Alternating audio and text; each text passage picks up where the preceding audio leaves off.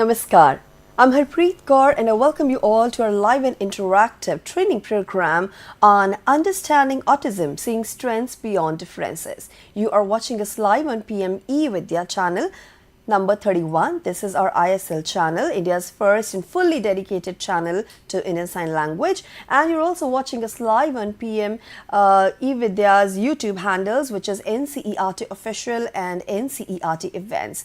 As you all know that we are having this wonderful series where we are trying to learn about autism, we are trying to raise awareness about autism, and we are also trying to sensitize ourselves and our audiences, because when it comes to promoting awareness, it also means to understand the people having autism, what their needs are, what their challenges are, and how we can actually support them, how we can provide them opportunities that are inclusive in nature, be it workplace settings, be it educational settings, social settings.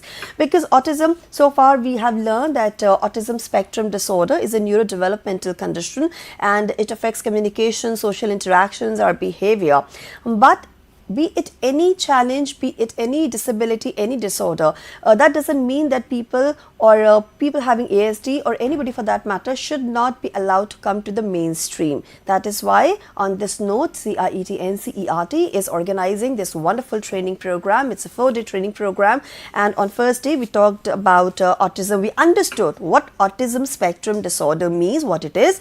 On second day we learnt about early identification, assessment and certification, why they are important and how they can help the people and the society at large in collaborating and of course in dealing with this condition more efficiently. Today on day 3 we will be taking up another very important topic, which is behavior communication and learning needs, inclusive education and classroom strategies. When we say that we must encourage inclusive growth, we must encourage equity and inclusion in school settings, which NEP 2020 also promotes and encourages, we need to understand different classroom strategies. How can teachers play an important role here? How can parents and teachers collaborate and coordinate with each other regarding this? So, in order to, raise awareness about the same and sensitize our teachers and peers and society at large, we are having this wonderful day 3 topic. If you have questions related to the topic, please feel free to get in touch with us. Our phone number is 8800440559. Our email ID is dth.isl31@ciet.nic.in, and on our YouTube handles NCERT Official and NCERT Events. You can also send us your questions, suggestions and of course your feedback. To make our sessions more inclusive and interactive, we are supported by our Indian Sign Language interpreters. Right now you're watching on screen Miss Shikha and she'll be accompanied by Mr. Saurabh. We welcome both of you to the session. And now let me introduce you all to my guest for the session, who will be throwing light on this particular topic and will make us aware about these learning needs and what all we can do at our end to promote inclusion, to promote equity, and of course to understand autism better. So please join me in welcoming Dr. Ritu Juneja. Ma'am is Director Tamanna and Principal Autism Center of Tamanna, New Delhi. Ma'am, a very warm welcome to you. Thank you, Harpreet. We are also joined by Professor Shankar Lal Bika. Sir is expert of special education, disability inclusion and health, educational research, DOE School of Education and from Central University of Punjab. Sir, namaskar and very warm welcome to the session. Namaskar and thank you very much for giving me this opportunity. Pleasure is all ours, sir. And we are also joined by Ms. Kuheli Chatterjee. Ma'am is Head ALS from the Khetan School. Ma'am, namaskar and very warm welcome to you. Namaste and thank you to you for bringing all of us here. Right. So, NEP 2020 emphasizes on promoting inclusion and of giving opportunities to all kind of learners. We have diverse learners, and today when we talk about diversity, we talk about neurodivergence as well. That's an important part. So, let me start with my first question because it's a very important program, and so far we have studied that how behaviors are impacted due to ASD. So, Dr. Ritu, I want to ask you that behaviors in autism are seen as challenging at times. We have seen how that, children, they come across as rude sometimes because they're brutally honest. So we feel them as they are stubborn, argumentative. Of course, there are a problem with social interactions also. So how should we actually understand these behaviors? So one of the major concerns of educators and parents is the behaviors which we so-called which are challenging or we label as problem. So we might observe the child throwing things or screaming, shouting, or self-hitting or aggression. So we suddenly sit up and say, oh, there is something wrong, this is a wrong behavior. But then we have to see that it is not really a problem behavior. It is a form of communication. So all behaviors in children with autism, they have a meaning, especially if the child has limited or no communication. So for autistic, their primary language of getting a message across is their behavior. So we have to shift, there is a shift from what the child is doing to what is he trying to express, what is the meaning of the behavior. So what is seeming to us as maladaptive, a maladaptive behavior, it is actually adaptive for the child because it is serving some purpose. So when does behavior become communication in an autistic child? When the child has no way of no expressive communication, that is cannot speak, and then he is able to not express or identifies internal states of hunger or anxiety or pain, or there is a processing delay. Number of times we see that an event has occurred 2 days before and the child will react 3 days later. That is because they have difficulty in taking in information, they take time to process it and then respond to it. So there will be a gap between when the event actually occurred and the response to it. So there is a processing delay, and then sometimes behaviors, they are reinforced, so they become continuous, because if that behavior was able to achieve for the child, he wanted what he wanted, so then it becomes repetitive and there is a pattern. For example, a child is watching a TV and the mother comes and switches off the TV. So this child starts screaming, but the mother tries to reason with the child, and but still the reason with the child, but the child still wants the TV. So what he will do, move from screaming to hitting. So then the mother gives up and switches on the TV. So then now the child has achieved, the TV has been switched on again. So every time he wants this to watch the TV or something he wants, he understands, I have to scream, I have to hit, and I will get my way. So that is reinforcing. So what is the meaning of the behavior? What is the purpose that is being served? As from the example, the child wants something which could be attention seeking, or he wants a favorite toy, or it is a communication gap. The child wants to express something and he is getting frustrated and not able to express, so he will show a behavior. Or it could be a sensory regulation, so there could be hypersensitivity or hyposensitivity, or there is too much of stimulation or too less stimulation, so the child reacts. So so these are the different ways that the purpose the behavior serves. So what is our reaction? How do we respond to it? Do we try to stop it? Do we try to control the behavior? Because that is not going to serve the purpose if we try to stop or control the behavior. So we have to replace the behavior. So in order to replace that behavior, first we have to understand the behavior. So that is when the approaches, different approaches we use for understanding the behavior, and one of the most commonly used and most popular is the functional behavior assessment. So in that we observe the behavior. So there are indirect and direct methods for functional behavior assessment. So indirect methods are we interview the parents or the educators and try to find out when did the behavior occur, and the direct methods are like the ABC chart, where we try to find out what happened before the behavior, the antecedent, then the behavior itself, and the third is the consequences. What it happens after the behavior occurs, what purpose did it serve the behavior. So we make these ABC charts, and then we try to study the behavior and try to provide the child with alternative communication methods. So I hope that answers your Yeah, and question. ma'am, you have also prepared very nice slides, like you have mentioned all these things in your PPT, like common functions of behavior. If you can just also, touch upon these points a So bit. yeah, I just mentioned when I said that every behavior has a purpose.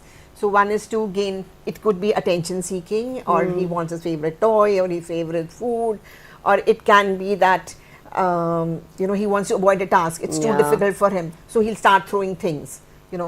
So he might be wanting, so say, okay, I am now bored, I want to have a break. So he will start screaming suddenly or start hitting himself. Or then it can be sensory dysregulation, Yeah. as I said. So he needs to be calmed, or he needs to be given some extra stimulation. But generally, what we do, we tend to suppress the behavior. We do not understand. We just label the child, oh, he's being argumentative and stubborn at times. So, since we're talking about the classroom settings, Professor Shankar, I want to ask you that how can teacher identify these triggers, behind the challenging behavior? Because at times, parents, of course, they also fail to understand because they haven't confronted such situations earlier. In classroom, there are number of students, n number of students. Again, for teachers, it is very challenging because they have to focus on each and every student and understanding them, sitting with them, giving their time is practically impossible. So, are there particular signs and symptoms that can be termed as triggers, and teachers should get alert that this is something which is out of the box? Yeah, rightly said. And there are so many triggers actually. First of all, we need to understand what is behavior here. And there are two types of behavior. One is the adaptive behavior, one another is a maladaptive behavior. When we are talking about inclusive setting, it is an integral process of a regular school system where, as per the right to education, we are inviting every child into classrooms. And when they're in the classroom, actually, unexpected behavior, it occurs most of the time. But in terms of autism spectrum disorder, there are also teachers also observe unexpected behavior in the classrooms. And the behavior, those are behavior is what? Behavior is observable and measurable, any acts and any act of measurables and observable activities. And there is other behavior which is not socially acceptable behavior. But here, unexpected behavior are not a misbehavior, are not a problem behavior. It occurs in the classrooms, but here we need to trigger the behaviors by the teachers in the classrooms, inclusive classrooms for autism spectrum disorders. Here we need to have a ABC analysis. A for antecedent and B for behavior and C for consequences. Here we need to do what happens before the behavior, what is behavior, and what consequences are happening. How do you manage the behavior? And three things we need to do it. Let's have an example. Example is suppose your students is in the classroom, is the child of age 8 years and is still sucking his thumb.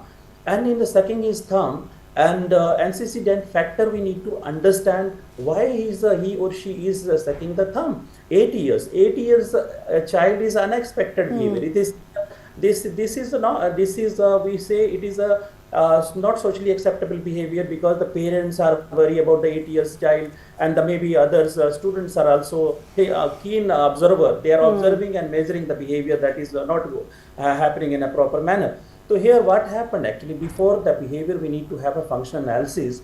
Function analysis say that what happens actually, what is the main cause behind the behavior, why the child is sucking the thumb.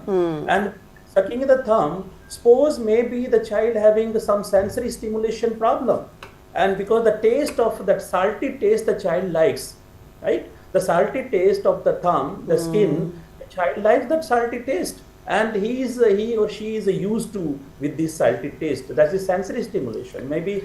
And the second function may be ignoring the things. Mother is wanted to give something and he or she wanted to ignore the mother.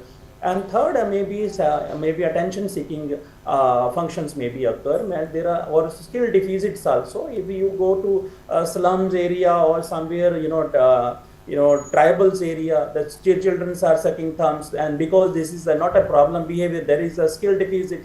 people are, in the tribals, they are not introducing this is good behavior or bad behavior. When your majority of the people says it's a bad behavior, then it become bad behavior. If majority of the people say it is a good behavior, then it will be remains the good behavior, right? Because the behavior stands with the four pillars. Who will decide it is a adaptive behavior or maladaptive behavior?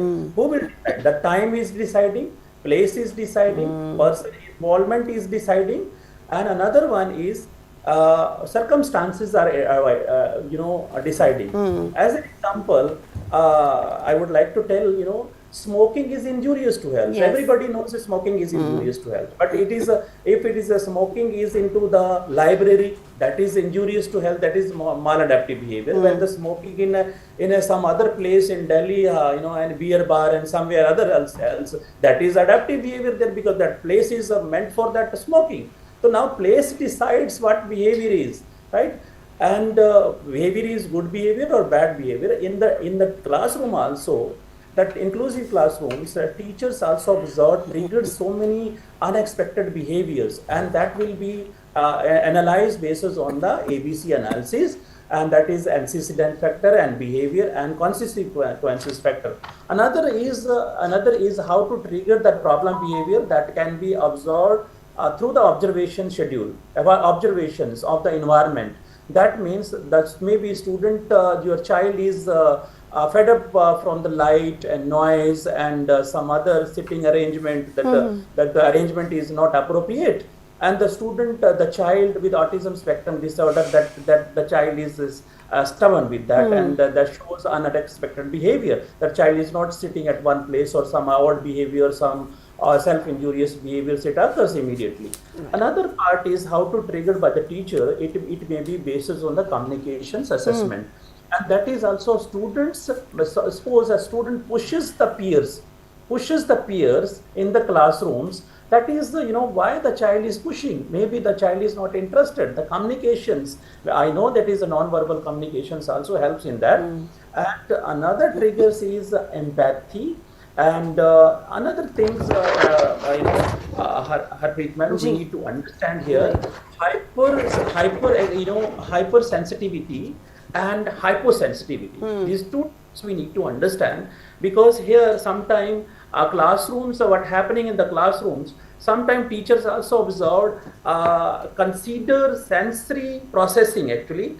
And the So you're specifying here something very important, and we request you to kindly refer to the PPT as well for the ease of viewers, because you've prepared this wonderful presentation. Is the slide correct which is on screen right now? Because I think it's covering the topic that you're about to speak. This slide will be... You can tell me to change the slides whenever it's feel like, because it's in alignment with the question that I've asked.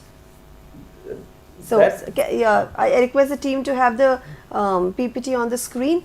So after this question, I will send it. All right, you can. And then over responses also we observed in the classrooms. Over responses to the light, over responses to the, maybe the curtain is not appropriate, the textures, and the child is over responses the child is giving. Maybe some noise is coming in the classroom or outside, कोई truck का horn बज रहा है, तो the child is over responsive in the classroom. That is also triggered by the classroom teachers actually, especially inclusive teachers in the classroom. बिल्कुल. Hyposensitivity is under responses. The child is within the under responses. And under responses in the says that the child is taking some object actually. The child is behind the object. I observed in my practices during I was doing my practices on autism spectrum disorder, and my child, actually one of the students actually, I will not name the name of the child actually here in this platform, and he has seen the CD actually those period of time actually at NIMH, National Institute for the Intellectual Disability, Hyderabad. And there was actually one child actually he saw the CD. उस CD का part जो चमकीला होता है, थोड़ा थोड़ा चमकीला होता है, तो वो CD को देख करके वो उसको CD चाहिए थी. अब CD हमने छुपाई, कहीं किताब के अंदर छुपा दी, but the child actually he wanted that CD और उसने उसको ढूंढ लिया, हमने जितना जी भी ढूंढ था उसने ढूंढ के निकाला.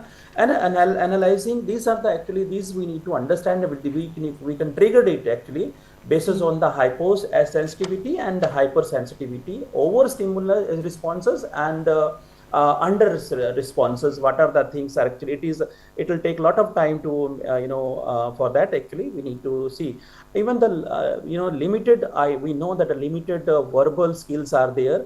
Here also we need to the teacher need to trigger it, what students responses are coming basis on the observation. Task analysis also demands of that actually we need to breaking down the task, then we also triggered to the students what the students unexpected behaviors are coming or not, because in autism spectrum disorder, socialization or motor skills or eye hand coordinations and verbal skills and delay echolalia and echolalia, these are the common features of the autism spectrum disorder child.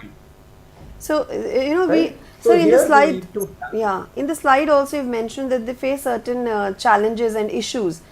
And sure, then there sure. we have strategies that Yeah. can be adopted to tackle such issues. Yeah, here in this actually, here teacher need to do thoroughly observations and ABC analysis. There are other analysis also. Generally, we do ABC analysis here only. And first of all, before ABC analysis, we need to understand the function, why the child is doing such kind of behavior, what occur before the behavior, and how what the strategy you made for after the behavior. This is very very important. And I think my other panelists also made some chart or some other points also for that they will highlight on it. And for these actually for questions I would like to tell that the here parents role is also very much important, parents and teacher. And sometime with the IEP individualized education program, we are also giving a individualized family support plan for especially for autism spectrum disorder, so that the family also must be enabled and involved with the Right. child with autism spectrum disorder, so that it is everybody's responsibility to trigger unexpected behavior of the child, right?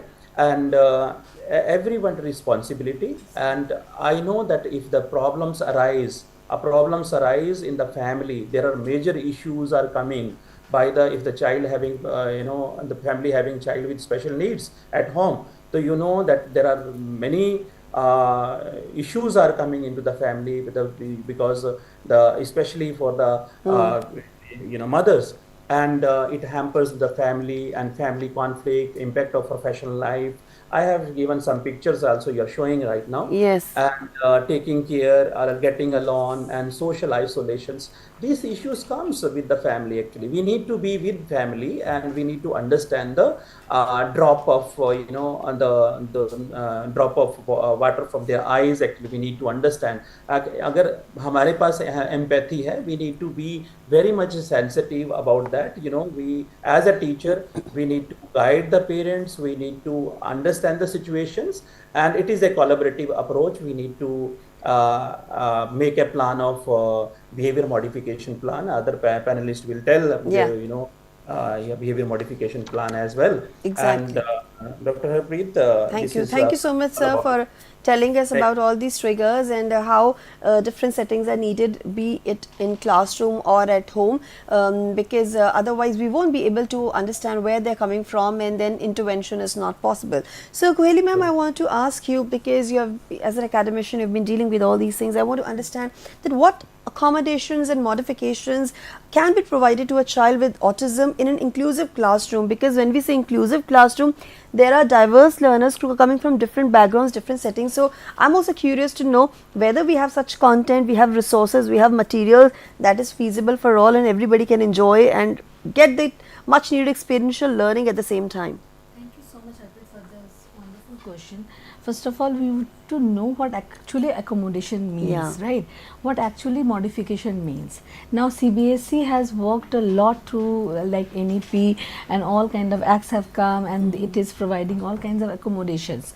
So, accommodations provided is like a scribe, a prompter, a scribe, a prompter, extra time, extended time given, and calculator, everything is there. But to reach there, we have to start from the beginning. Yeah. So for a child to sit for CBSE exam, a child with autism or under, like the disorder is so huge, there are different kinds of children under ASD. It can be like, high function, it can Yeah. be low function, it is an Asperger. There are many kind of children that we get, and they have got all their strengths in their place and as well as their needs. Now what does accommodation mean here? Accommodation is the changes that we can bring into the environment to support a child in his needs, in his and bring on what he has, bring on the best thing that the child has, and also work towards the needs. Now it like rightly said about the ABC, the chart, why this behavior is occurring. It is a communication. Any behavior is a way to communicate what the person wants, right? All the time, even for us. Now the question arises that if this behavior is there, this is the antecedent, it was spoken about, and what is the consequence. So now at times we may set the change in the setting may give rise to different consequences. Right. Suppose there is a transition change, the child doesn't know where to go, and immediately there is a meltdown that is occurring. Oh. So how we can take care of that in a mainstream classroom? And it was rightly said, at times people do not know how to engage, how to help the child. It was like, oh my god, he has a meltdown, he's screaming, he's shouting, he's lying on the floor, And they get panicked themselves. They don't know what to the do. adults Yeah. get panicked. Actually, there is echolalia that happens in the class. Every time the teacher tells something, the child is repeating. So that is a disturbance, but actually we do not know why this echolalia is happening. The child is trying to process. So there we can do a lot. So as a mainstream school, I tried breaking things very simply. So the changes in the classroom, what we can do. So we brought in the Talk book. I will talk about the social stories. So Talk book is AAC, augmentative and alternative communication. Okay. If for a child whose language pragmatics are affected, the expressive language are affected, how will you help the child to understand what is going to happen today? What is the daily schedule? I have got that in the slide too. If you can just move forward, there is a that is another one, the daily classroom C. So this is the day that we are going to have. The visual schedule is telling that this is the next activity the child will have. So sudden transition from a art class to a PE class cannot happen. Yeah. Yeah. So, and the child might like only the art. But if he understand next is PE and I can like it better, so that meltdown will not happen. That's right. Now going back to it again, coming back here.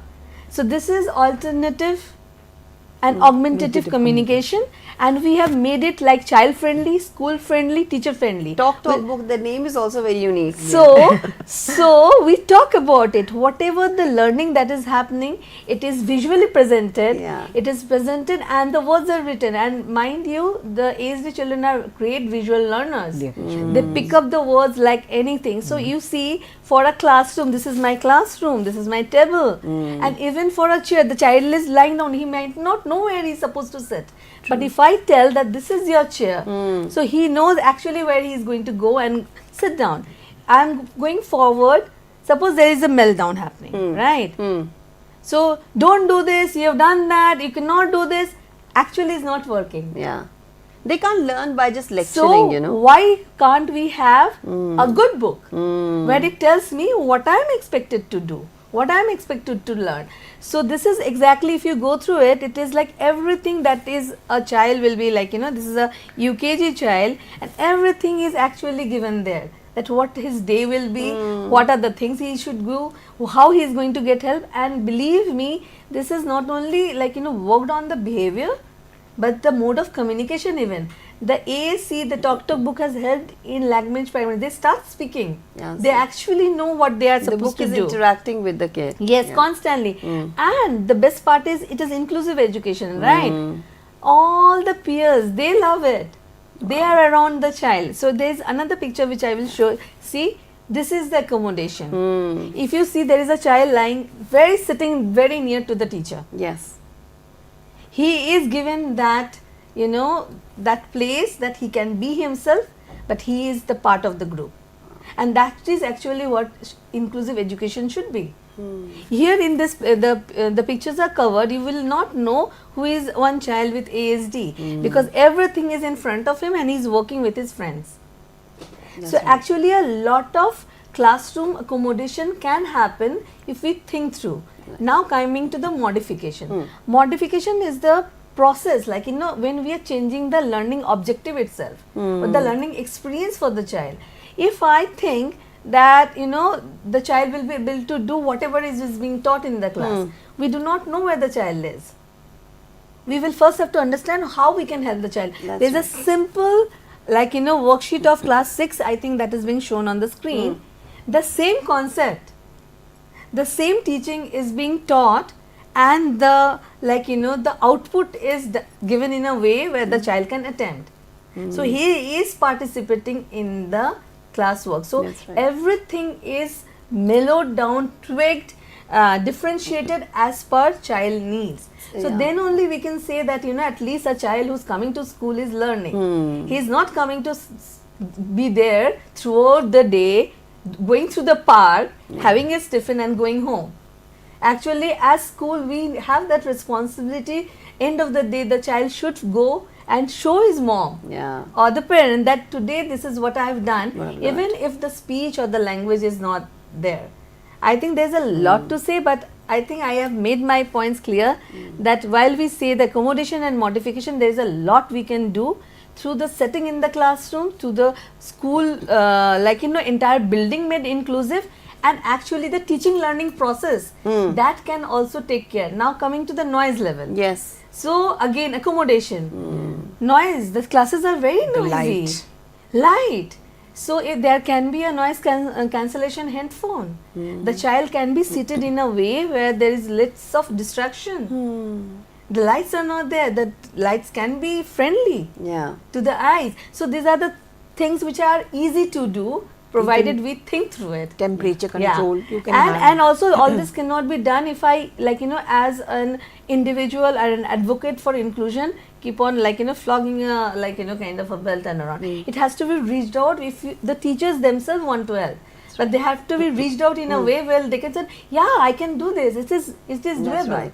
That is how a culture comes in, I think. Thank you. So, so far we learned about the behavior in general. We learned about these triggers and how we need sensory, requirements in the classroom. You also very nicely mentioned all the modification, accommodations can be done for the kids with autism. Now, when we talk about the content, the education plan, it has to be customized, not just the education plan, classrooms, the workplace settings, everything needs to be customized as per their requirements. Of course, seeing the degree and everything related to the disorder. Now, ma'am, I want to ask you, is this customization of content, like what do you actually call it? What is the specific term, and is it really prevalent, common, adopted practice here in the schools? Well, we of course at Tamanna, and I think all special schools and all mainstream schools should follow, and in some countries it's a policy that for every child, neurodivergent child, there should be an individualized education program. IEP, that's the short form, and that is up till till the age of 21 you can have IEP, and after that it's a personalized PSP, which is a personalized support plan. So like we are talking about, we've talked about behavior. So we have the child shows behavior in the classroom. So we are not just going to, we have done our observations, so we are not going to randomly going to act on it. We have assessed the child, their behaviors. So this, how we are going to manage that behavior is now going to become part of his individual education plan. So in an individual education plan is a personalized education plan for the child, and like in autistic, all children, every individual, it is a spectrum, and that not only for autism, it goes for all disability. One child is different from the other. They can never be at the same level.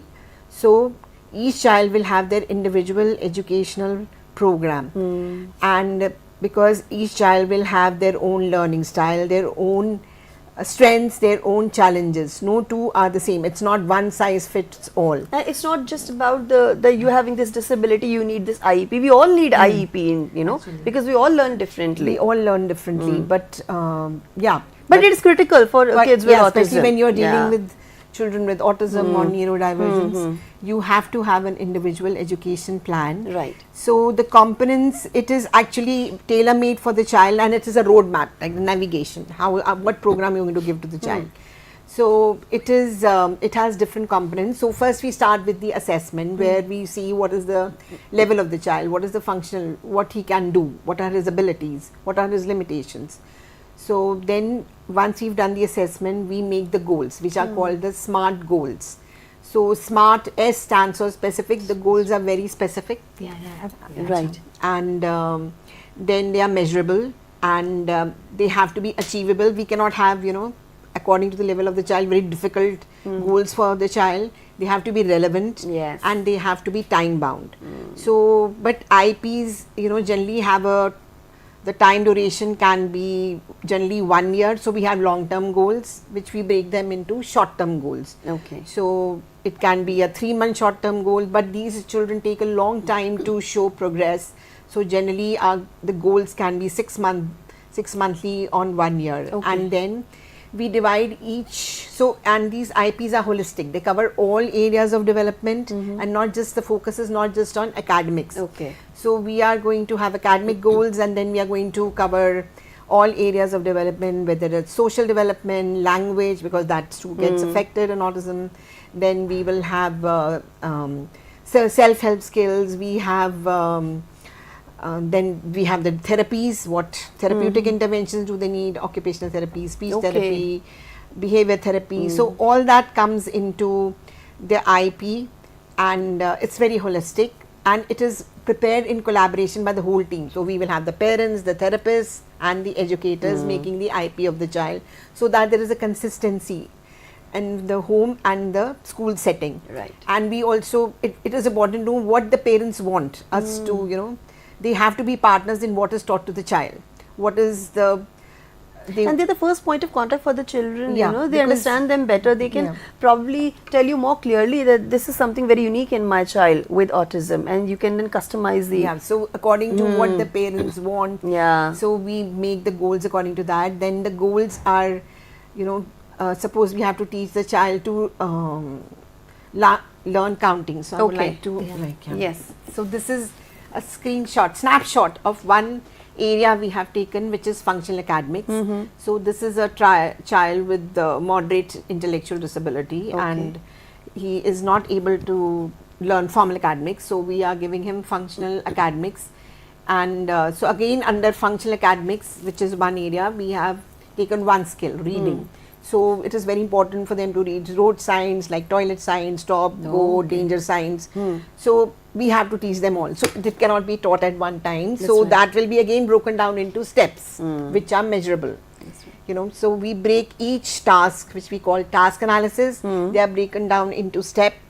So we will start that with what is the current level of the child. The first step will be the current level of the child. So this comes after the assessment, right? So the assessment, we had decided, okay, these are so motor development, fine motors, the child has some deficits, fine motor areas, so we will have goals in fine motor. So here we have academics, functional academics, so we have to teach him road signs. So if he's not speaking, then we have to, is totally non-communicative, so we'll focus on alternative communication. And if he has behaviors, then there will be some behavior modification, whatever. So that all comes into IP. So it guides the entire program of the child. So we start with the first step, which is the current level. And then it also, we mentioned what are the teaching strategies. So that is what the IP focuses on, the needs of the child, and what are the learning needs, and what are the teaching strategies to be used. So that guides the teacher. Okay, in the classroom, these are the strategies I'm going to use with the child. And then we also have to measure the progress. So again, as I said, this progress is very slow, especially we are dealing with very severe children. So they will do something with physical prompt. They will take 6 months for an activity on a physical prompt. Then we move to a visual prompt, a verbal prompt, and then say cue. So there are different levels. So that is how we measure progress. So we have to measure progress also at regular intervals, Right. and evaluate. So if we find that this is not working, then we what is working and what is not working, we may again changes, adapt Changes modifications and in the IP. because you talked about holistic development, that's why it's educational plan and not just curriculum plan, Yeah. because we are not here just to teach a child about the syllabus and everything. Now we are left with very little time, so Professor Shankar, I request you to kindly give a very quick answer, though the topic is very important. As an expert, how will you visualize equitable and inclusive education in Indian education system, where we have so much of diversity, so many challenges? There is urban-rural divide, there is I would say divide of internet also, because not everybody has access to internet, not everybody has access to therapies due to many challenging situations. So how do you think it can be managed in a country like India? Very important questions. Yeah. Actually, I'm in higher education and in Central University Punjab, and actually I need to start this answer from the SDG Goal 4. It is a mandate from the for the government, actually government of India, even though it is aligned, NEP 2020 is also aligned with the SDG Goal 4, and in terms of education. And the quality education, when the previous policies, we say that we are not ensuring the inclusive education, we are ensuring the integrated education policy. So here we are ensuring inclusive and equitable quality education and promote lifelong learning opportunity for all. If it is the word say the all, that means all the diverse needs or diversities or marginalized sections and the girl child, everyone, it comes in that. Even the senior citizens as well. By 2030, we need to achieve that goal in 100%. But in higher education, for higher education, we need to achieve in 35, at least 50%. As well, your questions to NEP 2020, because we need to understand here also two models of that: the equity and inclusivity, equality and equity. Now, this is nowadays actually education policy stands with the equitable. That means all the resources when we are preparing, that must be equitable in form, right? And before that, we need to understand actually 5 mantras. We need to understand the inclusive education for autism spectrum disorder or other additional needs. It is not only for person with only autism, it is for other diverse needs as well. So 5 mantras are actually this must be a personality of life, individual personality of life, everyone's. That is acceptance. We need to accept the child with autism spectrum disorder, and in the classrooms when the child is in inclusive classrooms. And we need to understand second step is seeing the strength rather than the weakness of the child, because every child has a strength. Every child, even if you see bird, duck can only swim, and the rabbits can only run. Accordingly, in human being also, every individuals are unique here. And one autism spectrum disorder has this special ability in maybe a creative. He is very creative in audiovisual aids, and another is maybe very good in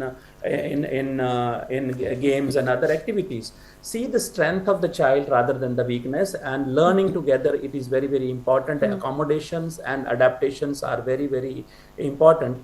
And in inclusive education, and even though I would like to tell that, even though government also must focus on the research part, innovation or research part, which is the prior need of the arts.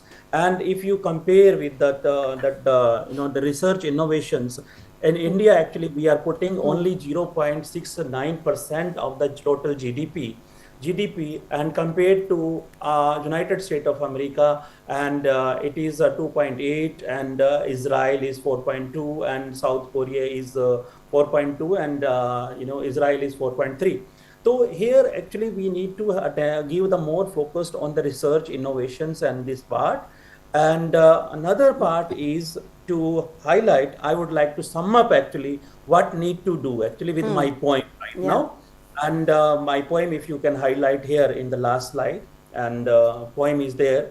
And if you could open my point. We can change the slide. Yes, for you. Just let us know which one you're talking about. Ma'am, change. But if you do it here, actually there are students in the classroom, inclusive classrooms, all the students with disparities. And they are saying to their teacher, oh my teacher, really are you a teacher? Oh my teacher, really are you a teacher? Teach me by sign, I can see you. See the strength here. I can see you. Teach me by step. I can do it step by step, in the sense that is intellectual disability. Teach me by braille. I can hear you.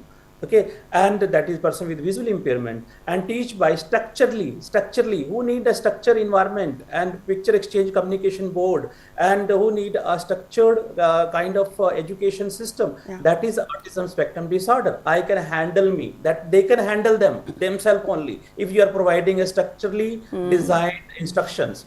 And teach by increasing me, that is person with locomotor disability. I can do with my strong hands. If you really teach me, okay, please emphasize on my intervention and ability, not the disability. With this message, I would like to, convey this message. Actually, we need to see acceptance, learning togetherness, and see the strength. Accommodation and adaptations are very, very important when we are talking about inclusivity and equity.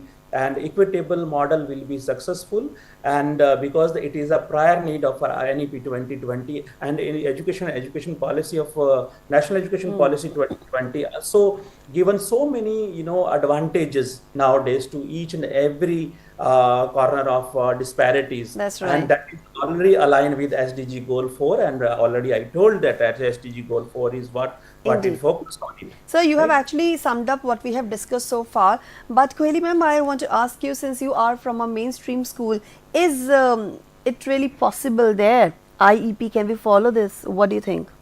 It is difficult, but it can be possible if you really want it to do. However, for my personal view, I think IEPs are very important because when I send a child with any disability to a mainstream school, they are following a curriculum that is being given by CBSE, whatever the curriculum they have. The child might not be transit that curriculum at that level. So how do I know what exactly the child is doing? So again an assessment needs to be done, again the annual goal needs to be there. Suppose the child can at this moment understand small text, but the passages are big. Yeah. So how will I know? So we will have to have a goal, and we will have to show that in this curriculum, these were the 4 chapters, the child was there, he understood it, and this much he read from this chapter, and this is what he did, and this are the worksheet he could do, and he got into all the activities that were done for that particular chapter. That's right. So, ma'am, one last question, because we do not have enough time left. How about peer sensitization? How do you think it helps the children with autism? And there is one thing, demystification. Thank you so much for using that word, because actually, what is imitation? Imitation is defined as learning to learn skills. And imitation is the basic thing where we start learning, right? From early development if we see. So the children under any child, and they learn the best from their peers. True. So if we do not set the good learning goals before them, how will they even learn? So peer sensitization, peer buddy, school is for friends. You can learn your ABCD, you can learn your text at home. What you need to do in school is to make friends, to be with them. So buddies are important.